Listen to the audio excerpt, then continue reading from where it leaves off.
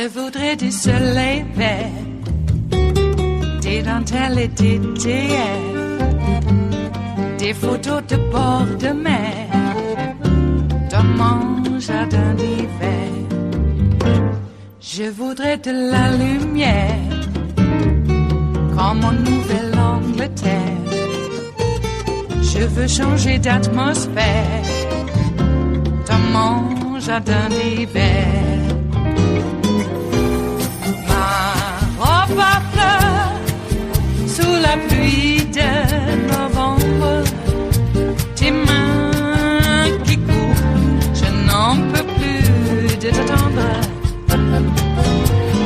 Les années passent, qu'il est loin, là je tombe. Nul ne peut nous entendre. Je voudrais du Fred Astaire, revoir un latte. Oh, this is up. I'm David Gura, and overnight, President Trump threatening Iran on Twitter in all caps. The president warning retaliation will be met with retaliation. This, a 3-day period of mourning, continues, and we learn more about the extent to which the administration gamed out what is going to happen next. Presidential candidate Cory Booker is going to join us. He's a member of the Senate Committee on Foreign Relations. We'll also get the latest from him on negotiations over impeachment.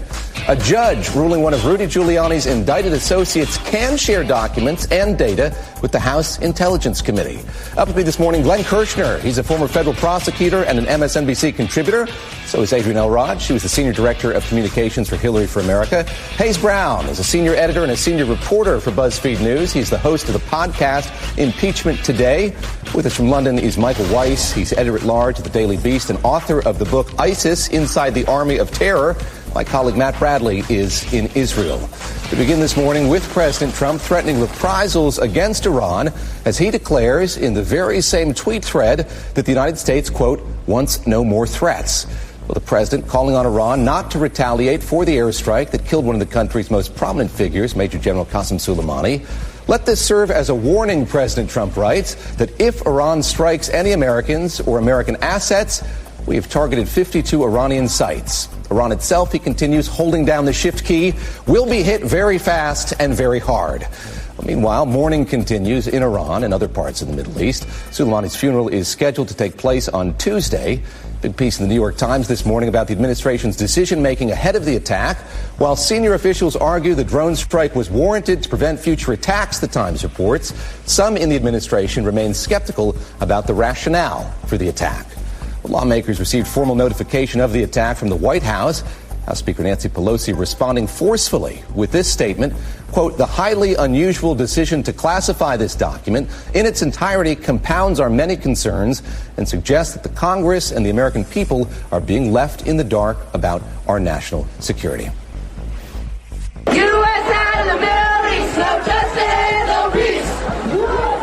Also this weekend, there are demonstrations taking place across the United States. I want to go first to Matt Bradley, who, as I said, is in Israel. And, Matt, we've seen some attacks on the Green Zone in Baghdad. Just help us understand how this is reverberating through the region and what you're seeing from where you stand. Yeah, obviously lots of moving parts here, David. Of course, we saw on Saturday there was a rocket that was launched into the Green Zone. There was another one that was launched across the Tigris River from the Green Zone, and another 3 rockets that were launched at Balad Air Base, and they didn't actually penetrate into the base. In all 3 of those targets, no one was struck, no one was injured. So it seems as though those attacks, while they might be kind of a glimpse of what might be to come from this threatened retaliation from Iran, they probably warrant any real level of coordination in terms of actually, having Tehran decide how their proxies were going to attack U.S. interests. This could have been, in my estimation, more likely just some overzealous militia fighters in Iraq who were trying to retaliate on their own. It seems as though if we're going to get a retaliation, it would come from Tehran. It would be coordinated. It might come right here in northern Israel. As you can see across the border from me, It's shrouded in fog right now. You could be gazing into Lebanese territory. There are Hezbollah positions not far from where I'm standing right here in northern Israel. That is where we could see one of the more muscular retaliatory attacks, because as far as Tehran is concerned, the Israeli government, the Israeli state is tantamount to attacking the United States as well. And we're about to hear from Hezbollah leader Hassan Nasrallah. He's supposed to address his country probably around right now, and we could hear some more details, probably a lot more bellicose language from Hezbollah. They've already condemned the killing of Qasem Soleimani. And we also heard from today on Lebanese television, Al Manar TV, from Qasem Soleimani's daughter. He called Hassan Nasrallah, again, the head of Hezbollah, her uncle, and said that he would certainly retaliate and take vengeance against the death of Qasem Soleimani. Now, whether or not Hezbollah actually attacks here, that's hard to say, because, of course, if they do, they're going to be getting a massive, very muscular reaction from this First World Army here in Israel. They might not want to gamble with that. Back in 2006, Hezbollah scraped with Israel. Both sides ended up deeply scarred and wounded, but Hezbollah is in a very precarious position right now in Lebanon. They're facing protests and political pressure on their home front. Why would they want to necessarily gamble? They have their own domestic concerns to worry about. That calculation goes for every one of these Iranian-backed groups throughout the Middle East. And these are groups, proxy fighters, cat's paws, if you will, that Qasem Soleimani spent his entire life cultivating, incubating, trying to bring up to the standards of a real military that could work to fight for Iran. And we could be seeing in this retaliation coming something like the fruition of Qasem Soleimani's life's work of creating this network of Iranian sympathetic groups and governments and political parties. David? Michael Weiss in London, let me turn to you. And Matt Bradley, they're talking about the bellicose language that we've heard. We certainly read it from the president last night. And I returned to that one specific part of the threat that he made, that some of these targets are at very high levels, important to Iran and the Iranian culture. A lot of people seizing on that last phrase, thinking the president might be targeting historical cultural sites, ones of religious significance. Your response to what he outlined in that tweet thread, the mention of those 52 sites picked, it seems, for symbolic reasons. Well, first, I hope to God that he didn't mean cultural sites. I mean, that would constitute a grave war crime. I frankly don't see the Pentagon bombing mosques and cultural institutions. The minute they did that, any semblance of an argument that this is an attack on the regime and not the Iranian people would evaporate overnight. I mean, the loss of that old cliche, hearts and minds, would be catastrophic. However, let me put it like this. This is a president who is barely on nodding terms with the English language, and I want to parse that tweet very carefully if I can. He says he's targeting sites that are important to Iran and the Iranian culture, not necessarily cultural sites. What he might have meant by this are institutions or sites of great national prominence and power and prestige, things that are important to Iranian nationalism. For a long time, we've talked about the nuclear program constituting exactly that, in a sense. So I'm worried that maybe his advisors were telling him, look, we'll go after military installations, nuclear facilities, things that matter, enormously to the Iranian nation. And he just kind of screwed it up and said something which has unfortunately now gone viral, and we're all paying attention to this, that the United States is about to embark on international war crimes. So I frankly don't know what he meant. I'm just speculating at this point. But as I say, it is highly unlikely the United States would do something such as go after mosques or non-military targets in Iran. Glenn Kirshner here with me in New York, shaking his head as he hears that. Your reaction to what you saw in those tweets? Yeah, and it's highly unlikely that an American president would rob money from the military to build a vanity wall on the southern border. I don't think we should excuse or forgive his choice of using the word cultural significance to Iran. I mean, don't terrorists threaten to bomb Times Square, subways, schools? So when he says we're going to hit things of cultural significance, does that mean he's going to hit places of worship, hospitals, grade schools? I mean, the American people don't have a monopoly on the love of our sons and daughters. Iraqis love their sons and daughters. Iranians love their sons and daughters. And now what do we wake up to? The return of fear, braced for vengeance. This is courtesy of a reckless, unqualified American president who has succeeded in distracting us from impeachment talk. It is Monday, the 6th of January of 2020, and you are in West Coast Cookbook and Speakeasy. I am your chef de cuisine, Justice Putnam, and our daily special is River City Hash Mondays because, well, it's been another one of those weekends, huh? Here we are on the cusp of war. Yeah, cusp. We might have already fallen deep into the abyss, but we're kind of like Wile E. Coyote in the Roadrunner cartoons, you know, when the bottom is pulled out from under us and there's just the chasm of the canyon, and we don't notice that the bottom has been pulled out from under us, and we just hover there for a little bit. Then we notice that we're in the chasm of a canyon, and then we fall precipitously and very fast.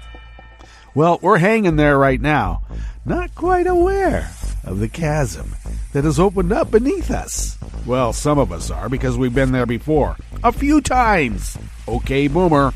Hey, yeah, this is what happens when the President of the United States only goes to a military-themed school. And you got Christo-fascists like Pompeo in his ear. For the last 6 months, apparently, he's been wanting to attack Iran and kill Soleimani forever.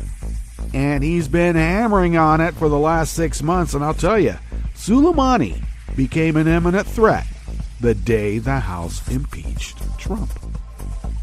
They had to kill Soleimani because of Nancy Pelosi. It's Nancy Pelosi's fault that we had to start World War III. This is how it works. And we've always been at war with Oceania. Always.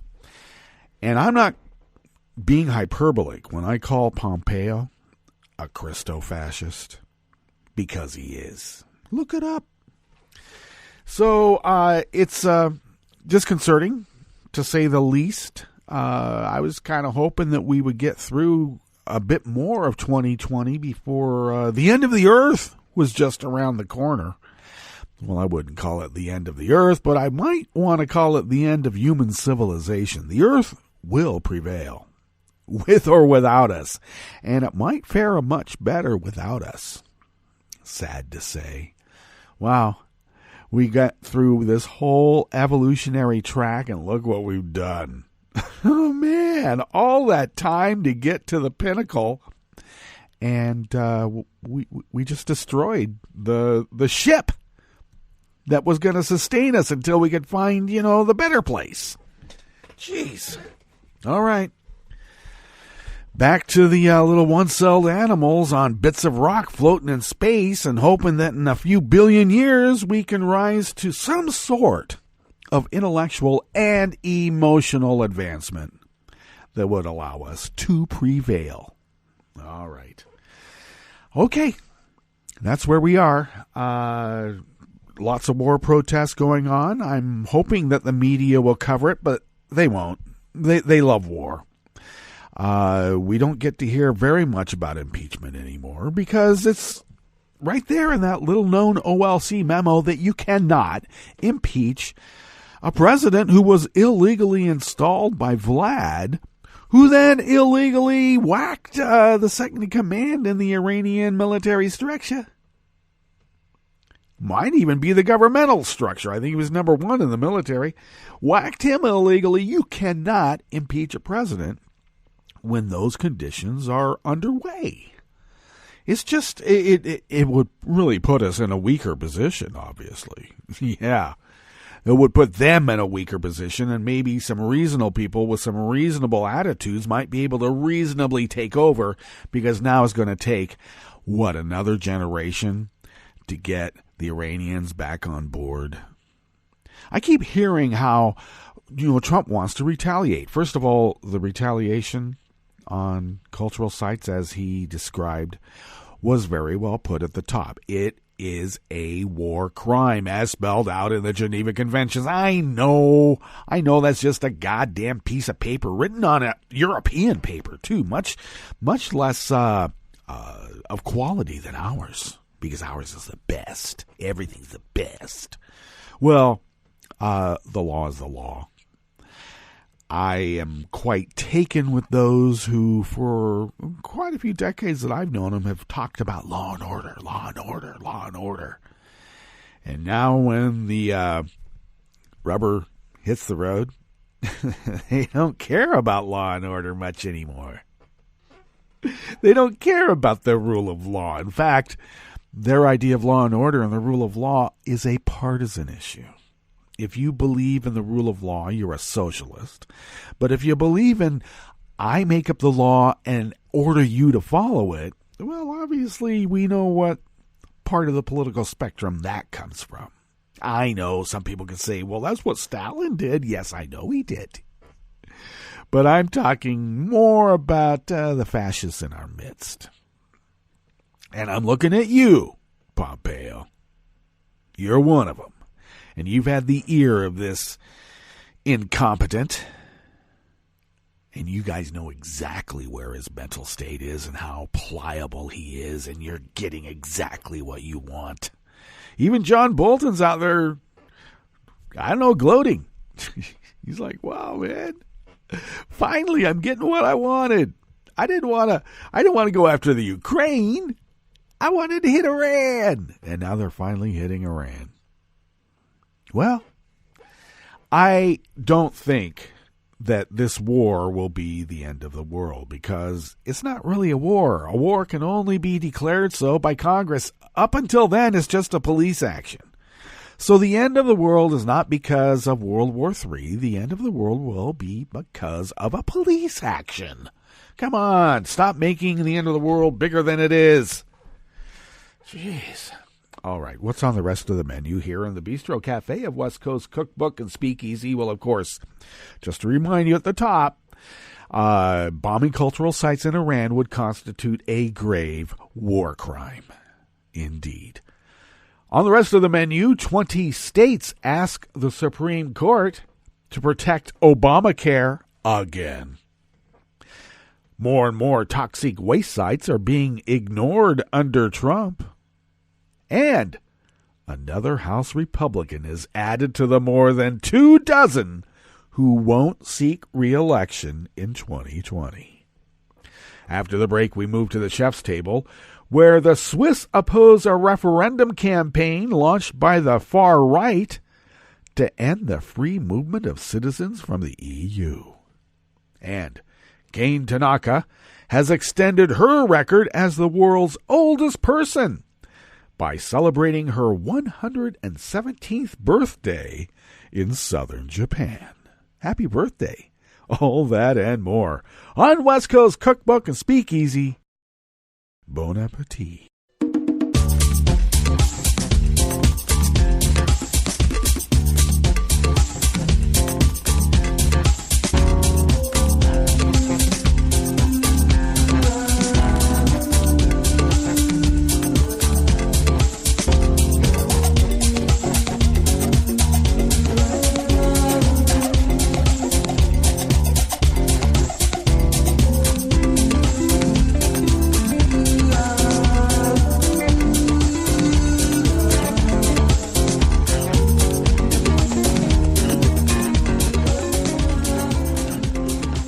Bottom of our homepage at netrootsradio.com. To the rightish of the page is our chat room link monitored by Kelly Lincoln, and we thank you, Kelly, for doing so.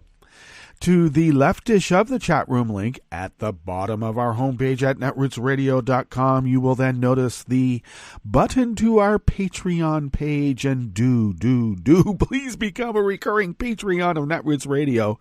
Want to thank you to those who have been recurring Patreons. Your generosity has allowed us to keep resisting, or, well, continue resisting, if I wanted to be more syntactically correct. Continuing to resist as our founders originally intended all those many decades ago, couple hundred years ago, as a matter of fact. And that is a civic duty that we are dedicated to upholding, and we have been able to do so because of your generosity of sending us, well, how about the cost of an espresso-type coffee drink once a month?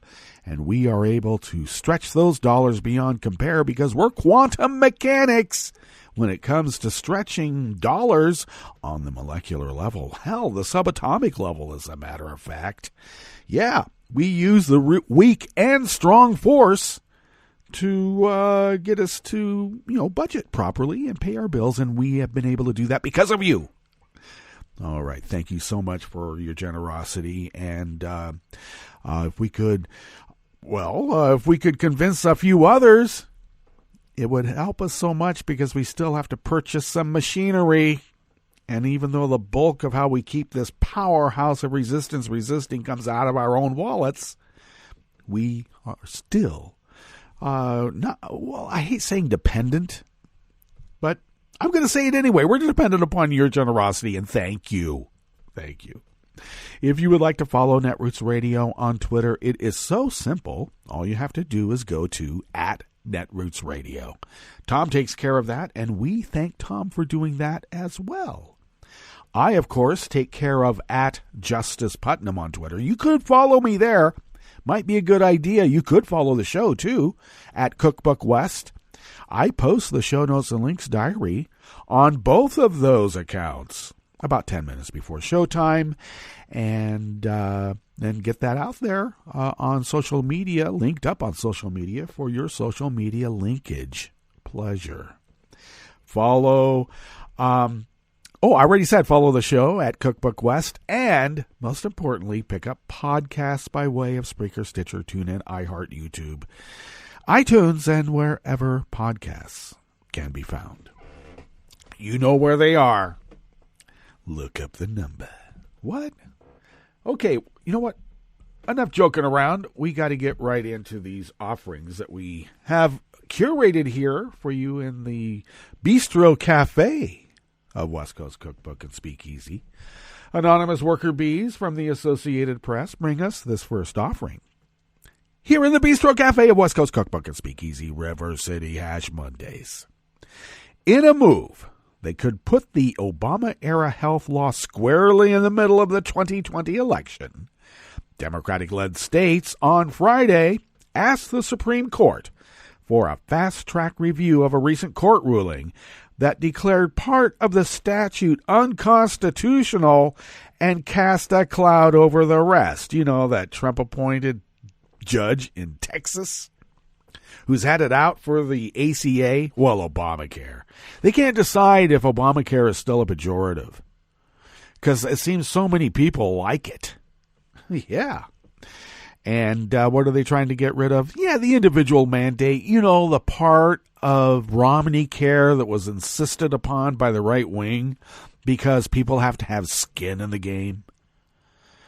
And when Obama wanted to put the ACA together, he really didn't want the individual mandate, but the conservatives had insisted so ferociously when Romney Care came into being that Obama said, well, might as well give them what they want. And of course, remember, this is the beginning of Obama's administration and his learning curve, which some people wonder if he learned very much. But the learning curve was that we'll give them what they want. How can they say no? Well, they can say no because you're a black guy. And they did.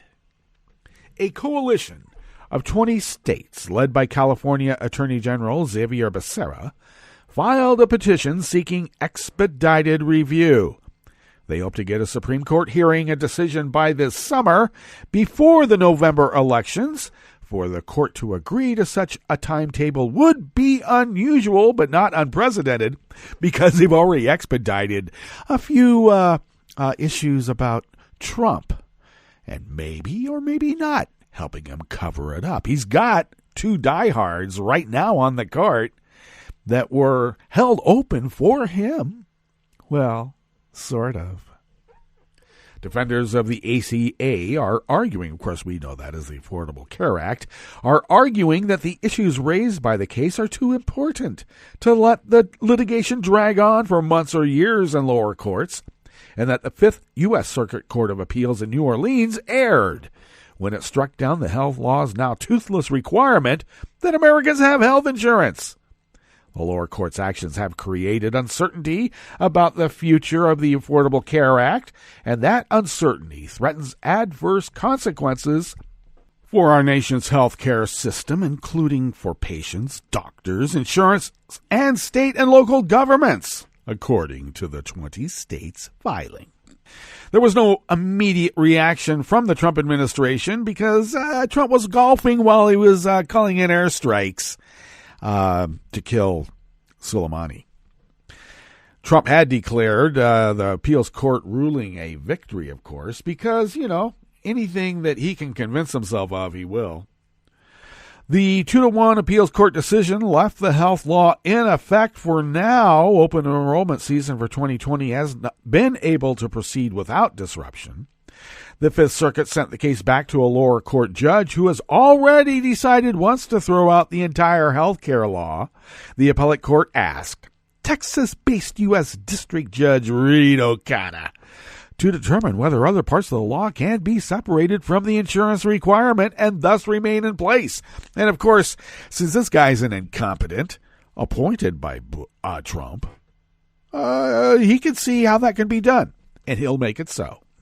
About 20 million people now have coverage through the ACA, including its subsidized private insurance and Medicaid expansion. But the 900-page law also made many changes to other programs, from Medicare to community health centers to fraud-fighting efforts. Sorting out what might stay and what might go with the insurance mandate would be a colossal effort. But, as I've mentioned before, property is always more valuable when delivered vacant to a hostile foreign power.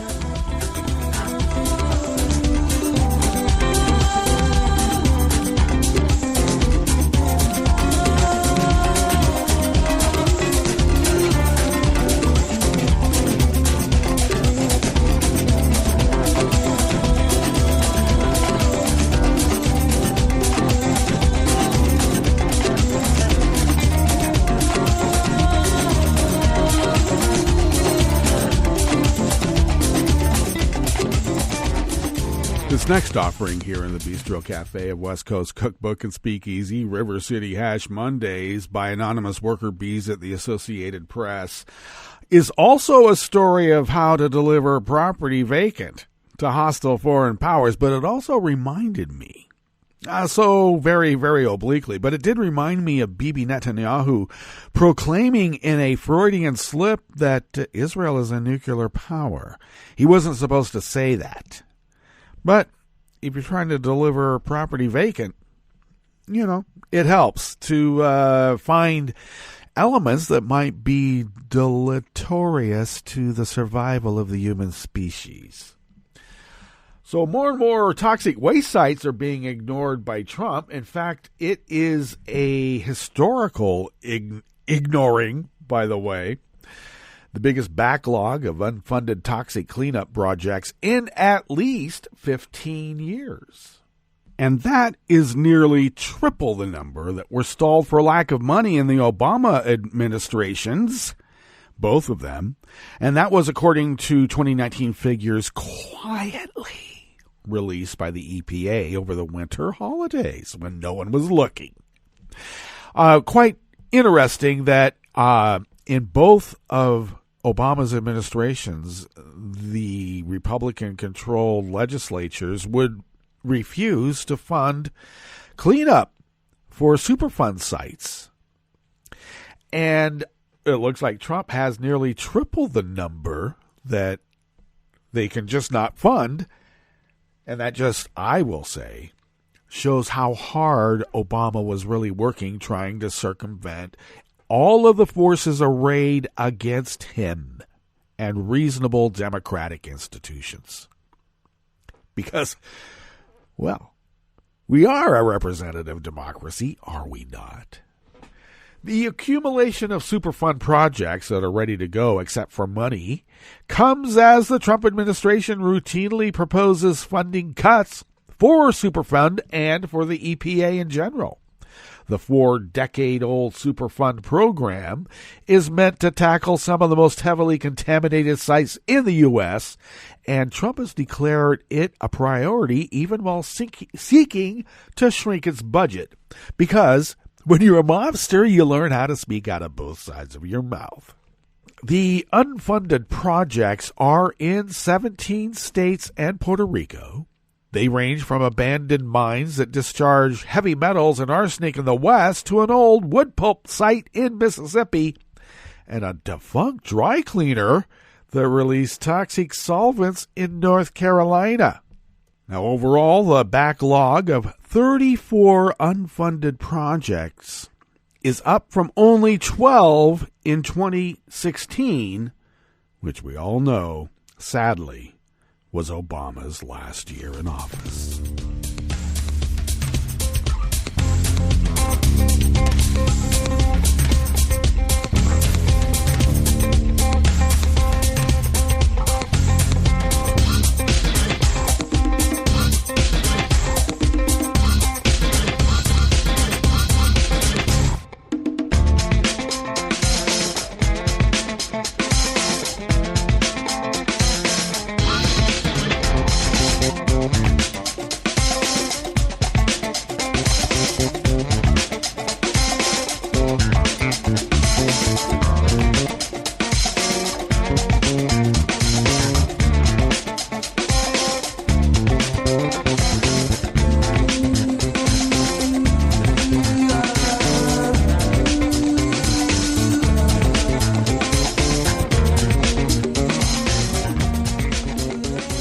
Associated Press brings us this final offering here in the Bistro Cafe of West Coast Cookbook and Speakeasy. Tennessee Republican Representative Phil Rowe announced on Friday that he will retire at the end of the 116th Congress.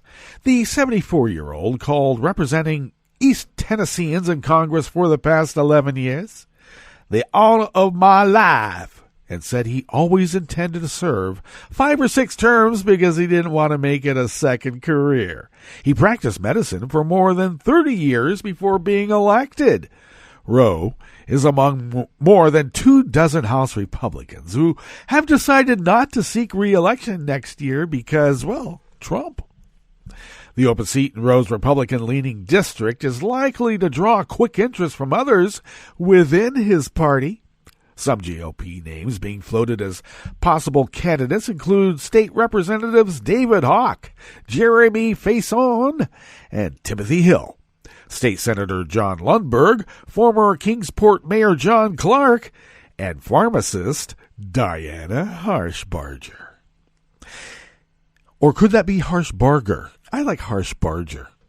Rowe, who chairs the House Committee on Veterans Affairs, said he's proud the panel has achieved the goals he set for it. Really? You mean ignoring them completely? I'll leave Congress at the end of the year knowing that our nation's heroes are better served today because of our work. Well, that's because a Democratic member is chairing the majority part of that committee. Thank you very much, Mr. Rowe. Rowe emerged from a health scare after he was diagnosed and treated for early-stage prostate cancer in 2017. Weeks later, his office said he was cancer-free. He ran for Congress, hoping his experience as a practicing physician could have a positive impact on health care policy. He had been an opponent of former President Barack Obama's health care law.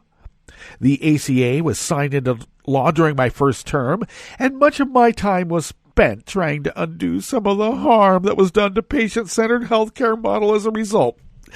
Patient-centered? I think that this guy was not a general practitioner. He was a high-digit doctor, and the high-digit doctors, like orthopedic surgeons and others, tend to skew more towards conservative principles in which they can gouge their patients. Because before the ACA, there was nothing patient-centered about it at all. Stop gaslighting us. This guy cannot win, even in Tennessee, because of Donald Trump, and the rats are fleeing the sinking ship, like rats always do. All right, we better get to our break, and when we get back from that break, we are going to go through weather from around the world, and we are going to finish up with the stories that we have curated for you today. You are listening to West Coast Cookbook and Speakeasy, and we will be right back. You are listening to netrootsradio.com. Please hang up and try again.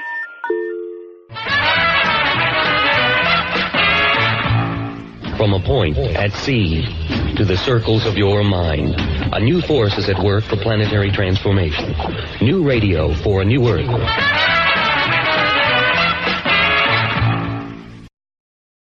This is Take Two Movie Review. I'm Mike Friend. This week, Fox Meet Henhouse. One of the characters in Jay Roach's new movie Bombshell describes Fox News as a, quote, nostalgia machine for a lost America. That machine has always had near its heart, along with racism and corporatism, sexism. In the America for which certain people pine, the abuse it documents is not a problem. There's nothing to see here. But for the rest of us, Me Too is here, even overdue, and in Bombshell, worlds collide as the culture of abuse, led by the late Fox News chief Roger Ailes, runs into trouble with three women at the network. One is the established anchor Gretchen Carlson, who's aging out of Ailes' fantasies. Another is Megyn Kelly, his current fave. And the third, a composite character, Kayla, who represents a future prospect. It's a symmetrical way to tell the story, and the three actors who portray the women, Nicole Kidman, Charlize Theron, and Margot Robbie, respectively, are perfect, and indeed make the movie. Extra kudos are probably due Theron for a total character capture, an even tougher job when portraying a known figure contemporaneously. If you follow the story or perhaps watch the Showtime miniseries The Loudest Voice, there's not much new here. The miniseries actually gives more background and perspective. Both, however, let the heroes off the hook too easily. That Fox News world I mentioned a minute ago? Well, that's the world where Carlson and Kelly built their careers and stature.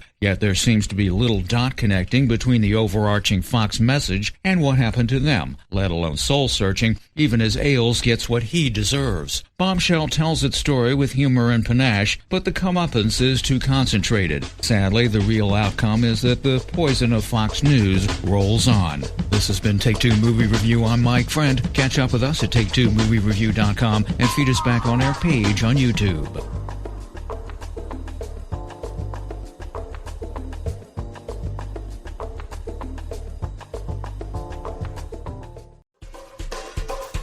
This is Scientific American's 60-Second Science. I'm Christopher Intagliata. The paleo diet is a popular high-protein diet that aims to mimic what our hunter-gatherer ancestors ate. But what we buy at the supermarket doesn't quite approximate those ancient foods. Take, for example, star lily roots. Heard of those? And taste a bit like yams. Lynn Wadley is an archaeologist at the University of the Witwatersrand in South Africa. Her team recently discovered the charred remains of star lily roots in South Africa's Border Cave, hunks of roasted root that date to 170,000 years ago. And so there's greater glucose availability once the root vegetables are cooked. And they knew that nearly 200,000 years ago, which I think is extraordinary. Or maybe they didn't know the chemistry of it, but they would have realized that they feel far more satisfied after eating a meal that is cooked than eating one that is raw. It's not easy to identify a charred chunk of ancient food, though. So Wadley's team gathered an array of raw ancient foodstuffs and then roasted and charred them in ovens and campfires. They then did visual comparisons to the ancient sample and observed them both in a scanning electron microscope, which revealed that the charred leftovers from that meal 170,000 years ago were probably chunks of star lily root. Details and photos of those roots are in the journal Science. Wadley says the find also provides a better view of what the ancients ate. I think the people who assume that the paleo diet is based on protein simply haven't done their homework properly. Thanks for listening. For Scientific American's 60-Second Science, I'm Christopher Intagliata. This is an important message from the U.S. Department of Health and Human Services. When it snows this winter, make sure you clear more than your driveway. Before you hit the road and before you get in the driver's seat, check to be sure that your vehicle's tailpipe is clear of snow. If the tailpipe is blocked, carbon monoxide, an odorless, colorless, and deadly gas produced by your engine can build up quickly inside your vehicle, poisoning anyone inside. To learn more, call 1-800-CDC-INFO. That's 1-800-232-4636.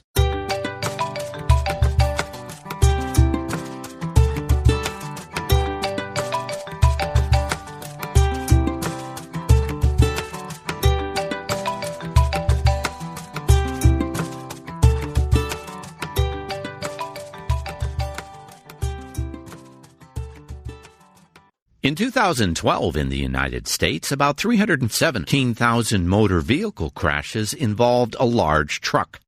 26,000 truck drivers and their passengers were injured in these crashes, and about 700 died. Trucker safety requires an alert, buckled-up, experienced driver with a reliable vehicle and a strong employer safety program. Seatbelts are the most effective way to prevent an injury or death in a motor vehicle crash, but in 2013, 1 in 6 drivers of large trucks didn't use their seatbelts. Employers can help truck drivers stay safe by committing to driver safety programs at the highest level of leadership, establishing and enforcing driver safety policies, including requiring everyone in the truck to buckle up, and addressing factors that contribute to crashes, such as drowsy and distracted driving. To learn more, visit cdc.gov/vital signs. This program is presented by the Centers for Disease Control and Prevention.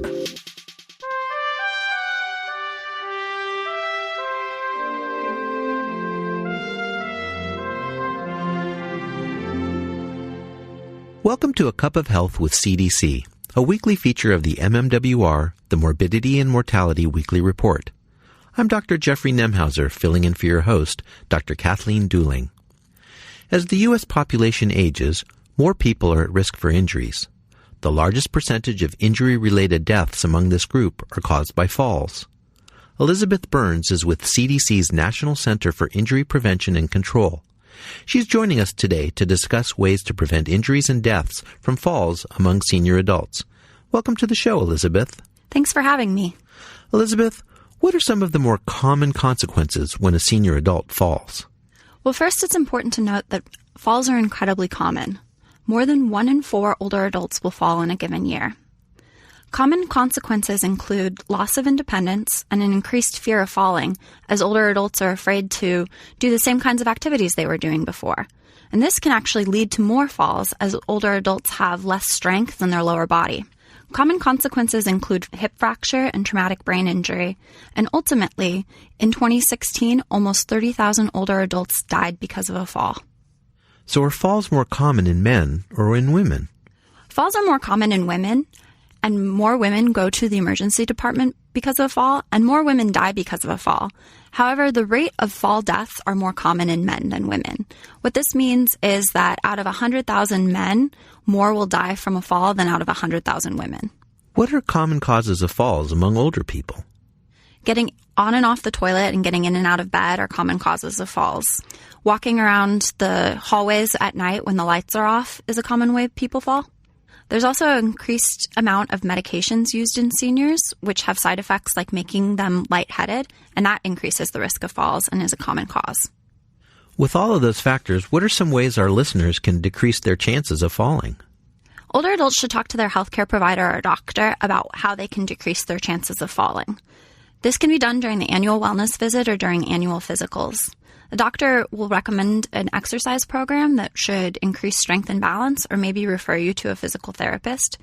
Additionally, they can look through your medications and perhaps reduce your doses or suggest medications that decrease your chances of falls. Are there things we can do to modify our homes to prevent falling?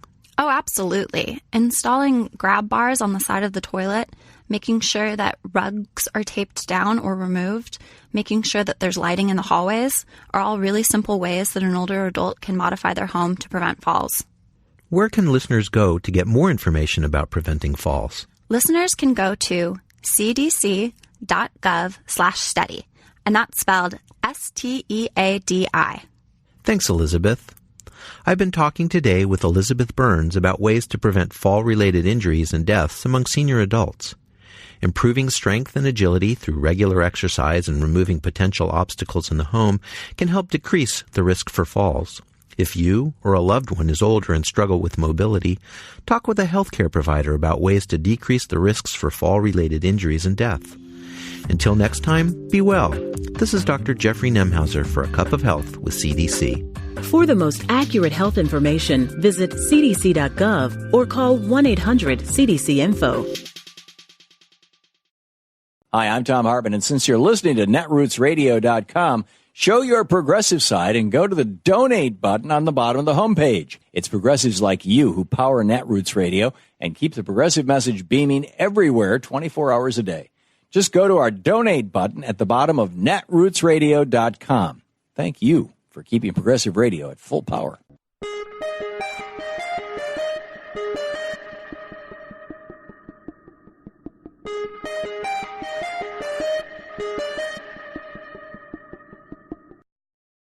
Will the right to abortion survive this term of the Supreme Court? I'm Bill Newman, and this is the Civil Liberties Minute. At issue in the case before the court is a 2014 Louisiana law that requires a doctor who performs an abortion to have admitting privileges at a nearby hospital. Exactly one doctor in all of Louisiana meets this requirement. Medically, the law is entirely unnecessary. Generally, abortion is a safe outpatient procedure. But should a woman who had an abortion ever need to be taken to a hospital, she will be admitted and treated. Whether or not the doctor who performed the procedure has admitting privileges is irrelevant. The purpose of the law has nothing to do with patient safety. Its purpose is to make abortion unavailable, to turn a woman's constitutional right to choose into a mirage. The Supreme Court, in a 1992 decision called Casey, ruled that some restrictions on abortion are permissible provided they do not impose an undue burden on the constitutional right. In the case now before the court, more than 200 members of Congress have filed a brief asking the court to consider overruling Casey and Roe. Argument on the current case will be in the spring.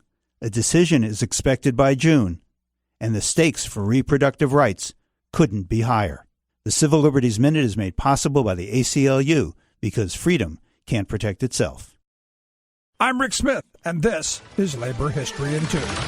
On this day in labor history, the year was 1941. That was the day that President Franklin Delano Roosevelt gave a speech that would become one of the defining moments of his presidency. The world was embroiled in the Second World War. Debates raged about whether the United States should enter the conflict. At this critical time, Roosevelt delivered his State of the Union address. It became known as the Four Freedoms Speech. In it, President Roosevelt proposed 4 fundamental freedoms that should be shared by everyone in the world. They included the freedom of speech, freedom of worship, freedom from want, and the freedom from fear. Freedom of speech and freedom of worship had long been enshrined in the United States Constitution. But by declaring that people deserved freedom from want and fear, Roosevelt was charting new ground. It was this belief that undergirded his New Deal policies aimed at helping those devastated by the Great Depression. In his speech, Roosevelt declared that there were basic expectations by the people of the United States. They included jobs for those who can work, security for those who need it, the ending of special privilege for the few, the preservation of civil liberties for all, the enjoyment of the fruits of scientific progress in a wider and constantly rising standard of living.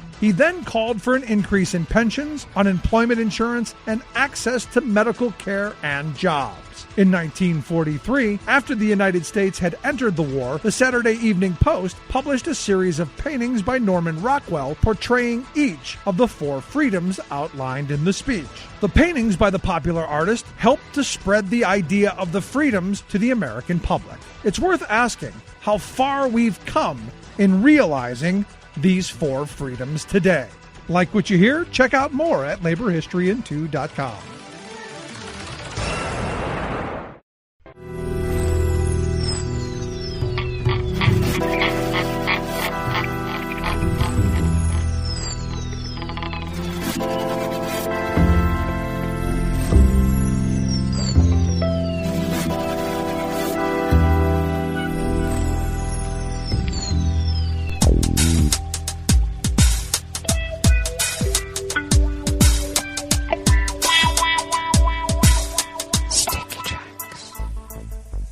Thank you for accompanying us here to the chef's table at West Coast Cookbook and Speakeasy, River City Hash Mondays. We always begin, weather from around the world, along the banks of the Rogue River in the Rogue River Valley of southern Oregon, on the west coast of the continental United States of America, where it is currently 36 shivering degrees with a bit what I call ice fog. There's some ice fog out there, just a little bit higher elevation than where the mothership sits, but I can see it barely through the ice foggy mist. The temperature should be nearly the same as we had yesterday, which was around 47. Interesting, it seems like we're in winter time. Overnight lows should be in the mid to low 30s. Mostly cloudy conditions should prevail throughout the day. Winds will be light and variable currently out of the due west. Will remain light and variable overnight, and though we have a small chance of rain overnight, but tomorrow we are expecting about 1/4 of an inch of rain, with the winds shifting out of the south-southeast at 5 to 10 miles per hour. And looks like we're going to have rain throughout the week, not less than 1/4 inch, upwards of a half. And then later in the week, about Thursday, Friday, that rain should turn into a mix of rain and snow with full-blown snow overnight. So it should be a wintry week this week. We'll see. Everything is subject to change, of course, because after all, it is the weather. Pollen is rated at none. The air quality index, surprisingly, is good at 23 parts per million. I say surprisingly because there are people out there burning their fireplaces to keep warm. Daytime UV index is low at 1, but still put on some SP30. It's always a good idea anyway. Barometric pressure is holding steady at 30.58 inches. Visibility is down to 5 miles, and relative humidity is at 92%. Weather from around the world is brought to you by people's personal weather stations that they purchased. These people planted these purchased personal weather stations somewhere on their property, and these people positively live around the world. Look, Christopher Steele has a P-tape. I have my P-tape too, right? Pop the peas or not to pop the peas? London is 47 and cloudy. Paris is 46 and sunny. Rome is 52 and sunny. Kyiv, yes, Kyiv, not Kabul yet. Kyiv is 29 degrees and partly cloudy. Kabul is 26 with smoke because they burn wood to keep warm and to cook. Hong Kong is 66 and partly cloudy. Tokyo is 45 and partly cloudy. Sydney, Australia is 70 degrees and cloudy, though most of the continent is burning up. Just don't call it climate change. And if you ask their Prime Minister Morrison what he's going to do during this time while his country, the continent, is burning up, well, of course, he'll go on holiday. That's what all the right people do when disaster strikes. San Francisco, California is 45 degrees and sunny. And New York is 37 degrees Fahrenheit and cloudy. And that is weather from around the world, brought to you by people's personal weather stations that they purchased. These people planted these purchased personal weather stations somewhere on their property. And these people positively live around the world.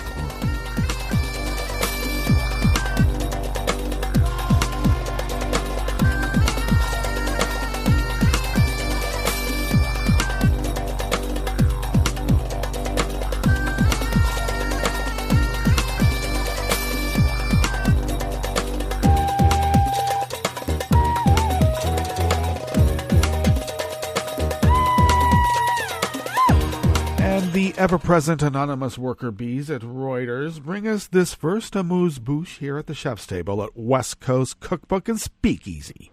Most Swiss oppose a referendum campaign launched by the far right to end the free movement of citizens from the European Union, a poll published yesterday, Sunday, found.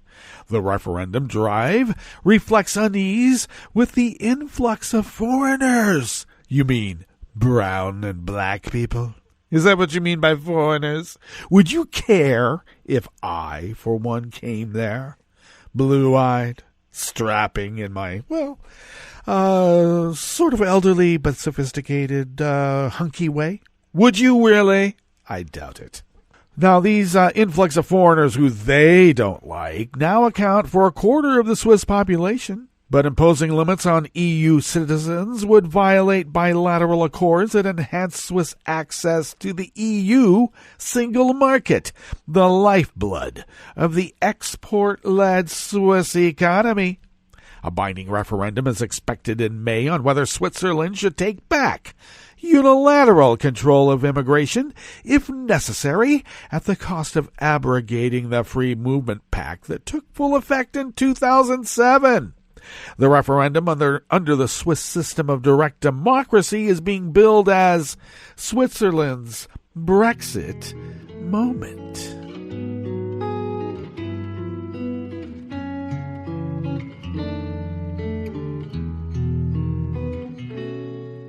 Je te donne c'est mon amour pour la vie entière. La promesse de me trouver à tes genoux. Aussitôt que tu m'appelles, rester toujours fidèle, c'est tout, c'est tout. Je te donne tous mes printemps, mes étés de mer, mes automnes quand les feuilles tombent partout.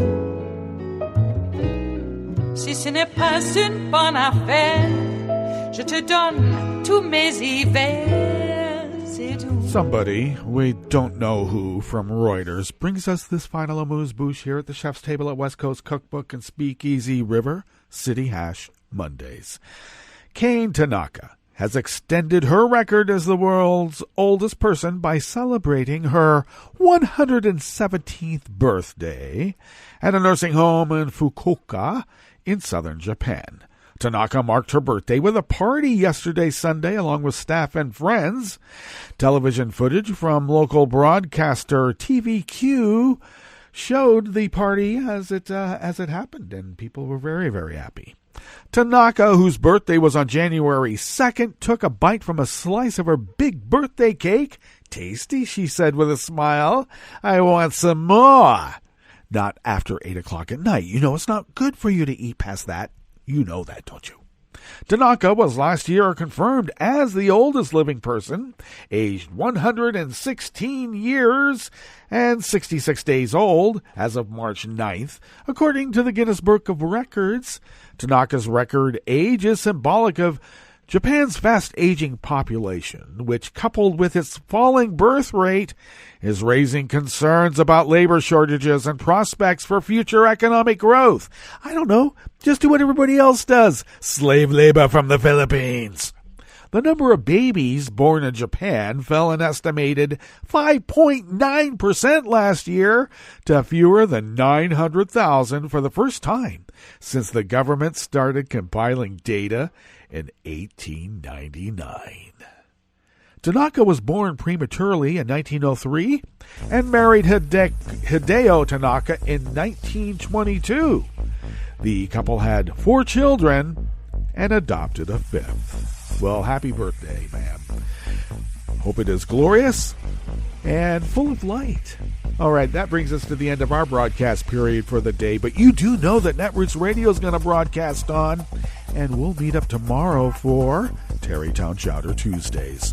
So do stay tuned to Netroots Radio all day and all night for all the breaking news like war as it breaks, and we'll meet up here tomorrow. We promise. Right here in West Coast Cookbook and Speakeasy. Bon appetit.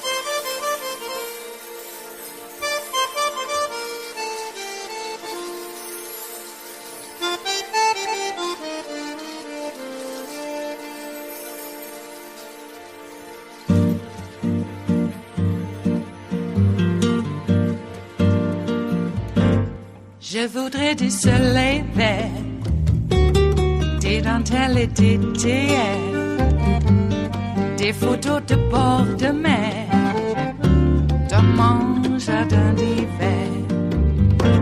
Je voudrais de la lumière, comme en Nouvelle-Angleterre. Je veux changer d'atmosphère, dans mon jardin d'hiver. Ma robe à fleurs, sous la pluie de novembre, tes mains qui courent, je n'en peux plus de t'attendre. Les années passent, qu'il est loin, là je tombe. Nul ne peut nous entendre. Je voudrais du Fred Astaire, revoir un latte Goël. Je voudrais toujours te plaire, dans mon jardin d'hiver. Je veux déjeuner par terre, comme au long de golfe clair, t'embrasser les yeux ouverts, dans mon jardin d'hiver. Ma robe à fleurs, sous la pluie de novembre, tes mains qui courent, je n'en peux plus de t'attendre.